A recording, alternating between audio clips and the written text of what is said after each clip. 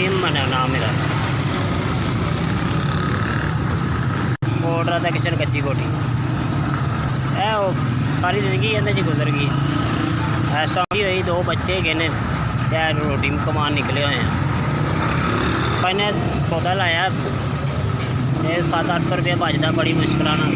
घर का खर्चा भी नहीं बड़े मुश्किल ना पूरा होता है। सारा दिन टुरते फिरते रही थक जी था टुर के, लेकिन गुजारा बड़ी मुश्किल हो रहा है।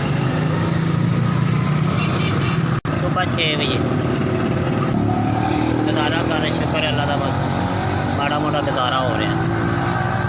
बस भाई दुकाना उधार लाया होंगे सौदा, लेकिन कोई हालात नहीं है, बहुत मुश्किल ना। घर 1 रुपया भी नहीं है समझ लो। इन्ने को हालात टैर ने। वालदा वास्ते भी वालदा भी बीमार है, लेकिन उन्हें कोई वास्ते भी नहीं पैसे कि इन्ने को हालात टैर हुए।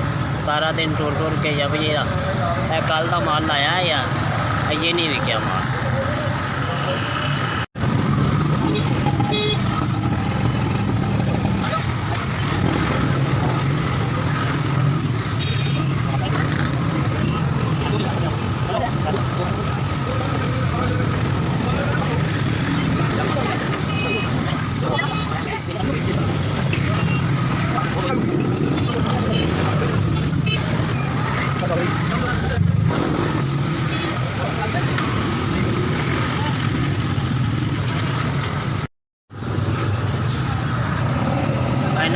सारा दिन टुर के थक गया, लेकिन पैरों दी तरियां पीड़ कर रही सी।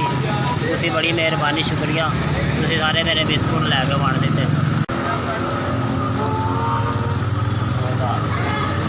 2000 रुपये भाई ने लोग मैंने पैसे दिते ने, मैं बड़ा शुक्रगुजार हाँ। बड़ी मेहरबानी, शुक्रिया।